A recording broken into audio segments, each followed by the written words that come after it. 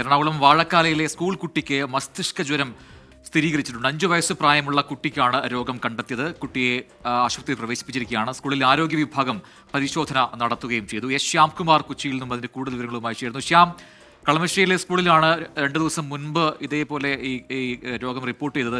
തുടർന്ന് അവിടെ സ്കൂൾ അടച്ചിട്ടിരുന്നു. പരീക്ഷകളൊക്കെ റദ്ദാക്കുകയും ചെയ്തു, മാറ്റിവെക്കുകയും ചെയ്തിരുന്നു. ഇപ്പോൾ വാഴക്കാലയിലാണ് പുതിയ കേസുള്ളത്. എന്താണ് ഇതേക്കുറിച്ച് ആരോഗ്യ വിദഗ്ധർ പറയുന്നത്?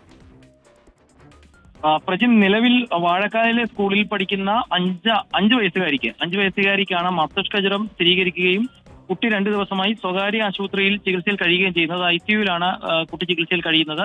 ഇതിന് പിന്നാലെ ഇന്ന് വിവരം അറിഞ്ഞതോടെയാണ് സ്കൂളിൽ ആരോഗ്യ വിഭാഗത്തിന്റെ നേതൃത്വത്തിൽ പരിശോധന നടന്നത്. ഇതിനും പിന്നാലെ ഈ തൃക്കാക്കര പ്രദേശത്തുള്ള സ്കൂളുകളിലും കോളേജുകളിലും ആരോഗ്യവകുപ്പ് നോട്ടീസ് നൽകുകയും ചെയ്തിട്ടുണ്ട്. ഏതെങ്കിലും തരത്തിലുള്ള രോഗലക്ഷണങ്ങളുള്ള കുട്ടികൾ ഉണ്ടെങ്കിൽ അത് ആരോഗ്യവകുപ്പിനെ വിവരം അറിയിക്കണമെന്നുള്ളതാണ് ഈ നോട്ടീസിലൂടെ ആവശ്യപ്പെട്ടിരിക്കുന്നത്. നിലവിൽ ആശുപത്രിയിൽ കഴിയുന്ന കുട്ടിക്ക് രോഗം സ്ഥിരീകരിച്ചു എന്നുള്ള വിവരം കൂടി വരുന്നുണ്ട്. ശ്യാംകുമാറാണ് ആ വാർത്തയുടെ വിവരങ്ങൾ നൽകിയത്. നേരത്തെ ഒരു സ്കൂളിലും സമാനമായ സംഭവം ഉണ്ടായി. അത് അടുത്ത സ്കൂളിൽ വേറെ സ്കൂൾ ഉണ്ടാകുന്നു. ഇപ്പം എന്താണ് ഇതിന് കാരണം?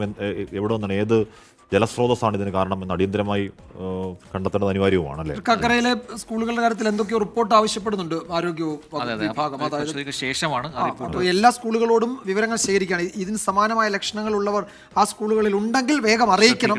ചികിത്സയ്ക്കൊക്കെ ആശുപത്രിയിലേക്ക് മാറ്റുകയും അത് പടരുന്നത് ഒഴിവാക്കാനൊക്കെയുള്ള നടപടിയിലേക്ക് പോകുന്നുണ്ട്. ആരോഗ്യവകുപ്പ് ആ നിലയിൽ റിപ്പോർട്ട് തേടിയിട്ടുണ്ട് ഈ പരിസരത്ത് തൃക്കാക്കരയിലെ സ്കൂളുകളോട് എന്ന വിവരം കൂടി ഇപ്പോൾ വരുന്നുണ്ട്.